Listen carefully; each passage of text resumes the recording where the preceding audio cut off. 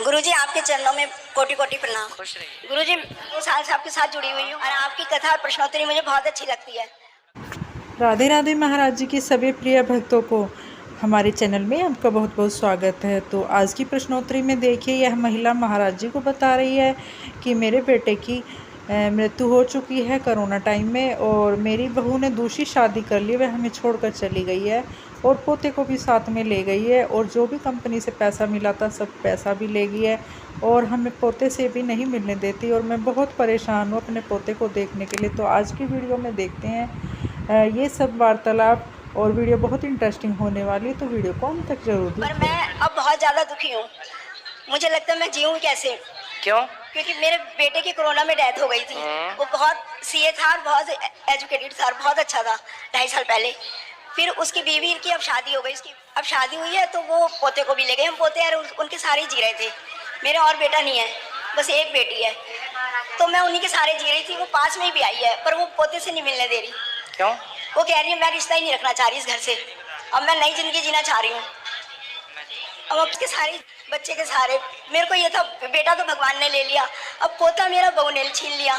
मैं कैसे सब्र करूं, कैसे जीऊं? अच्छा ये बताओ, यदि आप पोते के सहारे जी सकती हो तो भगवान के सहारे नहीं जी सकती हो मैया? तो मेरे से इतना दुख सहन नहीं हो रहा। समस्या तो यही है कि आपने पोता को, बेटा को तो अपना मान रखा था, पर भगवान को इतना अपना नहीं माना था। नहीं, अब तो मैं भगवान पे भी बहुत विश्वास कर बस रही हूँ। अब तो आखिरी ऑप्शन वही है।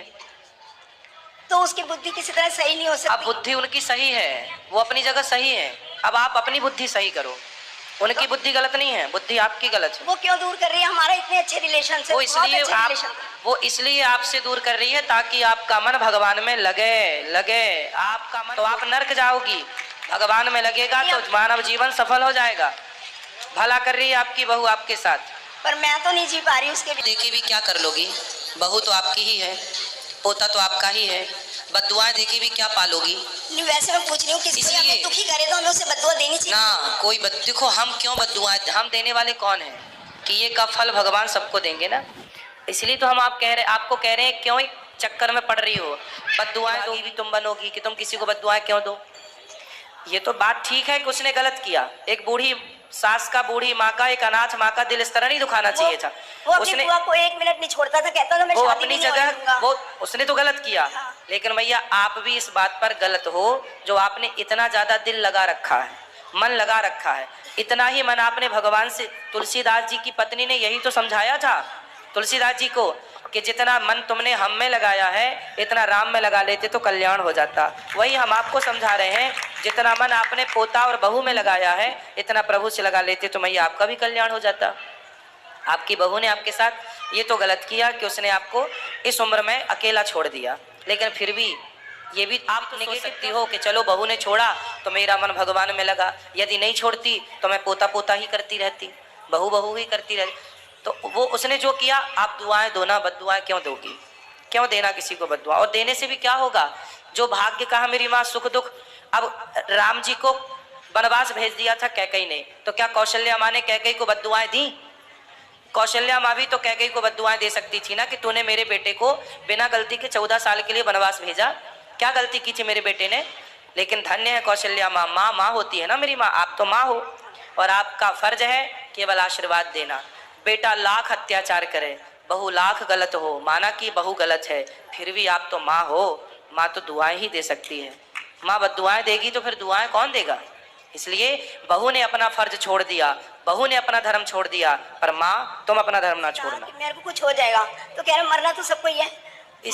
जब दुनिया ये बोल रहे हैं, जब मैया देखो तुम्हारा दामाद तुम्हें दुत्कार रहा है तो हम स्वीकार कर रहे हैं, हमें क्यों नहीं देख रही हो? हम तो कह रहे हैं आओ हम तुम्हारी सेवा करेंगे। अब जो दुत्कार रहा करती कि 32 साल तक तुम्हें पुत्र का सुख मिलेगा, और उसने बहुत सुख दिया हमें, बहुत सुख अच्छा मिलेगा। लेकिन 32 साल पूरे हुए, वो आपका कार्यकाल पूरा हुआ कि अब वो अपने रास्ते। कहाँ से आया था आपका बेटा? क्या कहाँ से आया था आपका बेटा?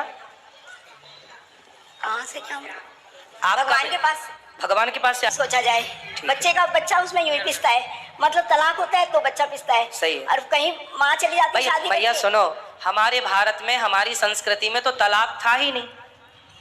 हमारे यहाँ तो तलाक जबरदस्ती चीजें घुसा दी गई, इससे सब व्यवस्थाएं बिगड़ गई, वरना तलाक जैसी कोई चीजें थी नहीं अब हमारे शादी यहाँ। माँ की हुई है, बच्चा दुख पा रहा है, ऐसी तलाक माँ बाप का होता है, बच्चा दुख पाता है। बिल्कुल सही बात है, बच्चे पिसते हैं, तलाक वलाक नहीं होना चाहिए। बच्चे का और कोई नहीं सोचता, कोई कानून नहीं है कि बूढ़ों का बच्चे- पूरा ख्याल रखना चाहिए। अब देखो जिसने आपके जैसे देखो इनकी बहू से जिसने शादी कर ली, कोई लड़का किसी ने कर ली, तो उसका धर्म था ना कि उसने इनकी बहू को अपनाया है तो उनकी सास को भी अपनाता, अर्थात माँ को। देखो गौरी गोपाल आश्रम में 275 माता रहती है ना, हमारा तो कोई रिश्ता नहीं उन माँ से खून का, फिर भी सेवा करते हैं कि नहीं।